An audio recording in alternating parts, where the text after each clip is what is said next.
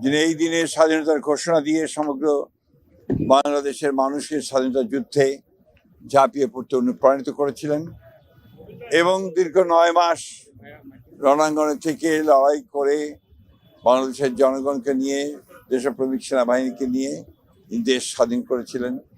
তার প্রতি বাংলাদেশ জাতীয়তাবাদী দলের পক্ষ থেকে গভীর শ্রদ্ধা নিবেদন করছি।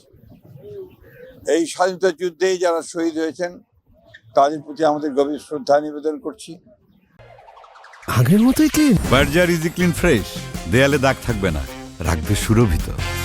এবং একই সঙ্গে বাংলাদেশের মানুষ, অগণিত মানুষ যারা শহীদ হয়েছিলেন, কষ্ট ভোগ করেছেন, আহত হয়েছেন, পঙ্গু হয়েছেন, তাদের প্রতি আমাদের শ্রদ্ধা জানাচ্ছি বাংলাদেশ জাতীয়তাবাদী দলের পক্ষ থেকে। আজকে সেই সূত্রে স্মরণ করতে চাই বাংলাদেশের প্রথম নারী মুক্তিযোদ্ধা দেশনেত্রী বেগম খালেদা জিয়াকে, যিনি সেই যুদ্ধ থেকে শুরু করে তার জীবনের শেষ দিন পর্যন্ত এই দেশের মানুষের জন্য, স্বাধীনতার জন্য, গণতন্ত্রের জন্য সংগ্রাম করেছেন, লড়াই করেছেন। আমরা বাংলাদেশ জাতীয়তাবাদী দলের পক্ষ থেকে তার প্রতি গভীর শ্রদ্ধা নিবেদন করছি। আজকে সম্পূর্ণ একটু ভিন্ন প্রেক্ষাপটে আমরা এই স্বাধীনতা দিবস আজকে উদযাপন করছি। আগের মতোই clean. Berger easy clean fresh, দেয়ালে দাগ থাকবে না, রাখবে সুরভিত। দীর্ঘ 15-16 বছর ফ্যাসিস্টের যাতাকালে বাংলাদেশে যখন গণতন্ত্র ধ্বংস হয়ে গিয়েছিল, স্বাধীনতা বিপন্ন হয়ে পড়েছিল, তখন বাংলাদেশ জাতীয়তাবাদী দল জনগণকে সঙ্গে নিয়ে লড়াই করেছে, সংগ্রাম করেছে। প্রায় 60 লক্ষ মানুষের বিরুদ্ধে মিথ্যা মামলা হয়েছে, 20,000 মতো নেতাকর্মী তারা শহীদ হয়েছেন, প্রায় 1700 নেতাকর্মী গুম হয়ে গেছেন।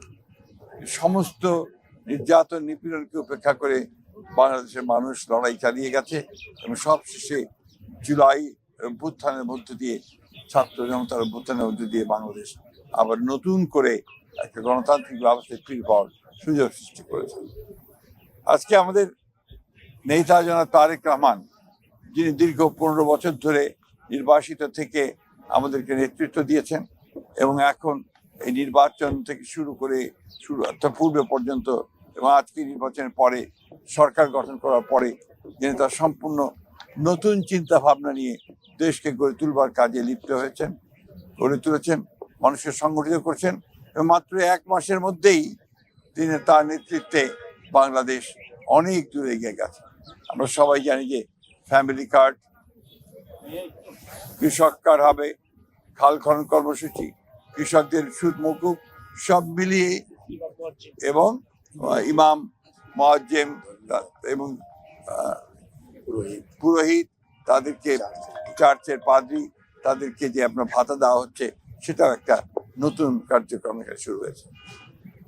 আমরা জনাব তারেক রহমানের প্রতি অত্যন্ত সারা দেশের মানুষ তারা আশাবাদী, আস্থাশীল এবং এই নেতার নেতৃত্বে বাংলাদেশ অবশ্যই একটা গণতান্ত্রিক, সুখী, সমৃদ্ধ বাংলাদেশে পরিণত হবে, এই বিশ্বাস আমাদের সকলের আছে। আমরা আজকে দিনে দেশবাসীকে, জনগণকে আমাদের দলের পক্ষ থেকে আমরা আন্তরিক শুভেচ্ছা এবং অভিনন্দন জানাচ্ছি।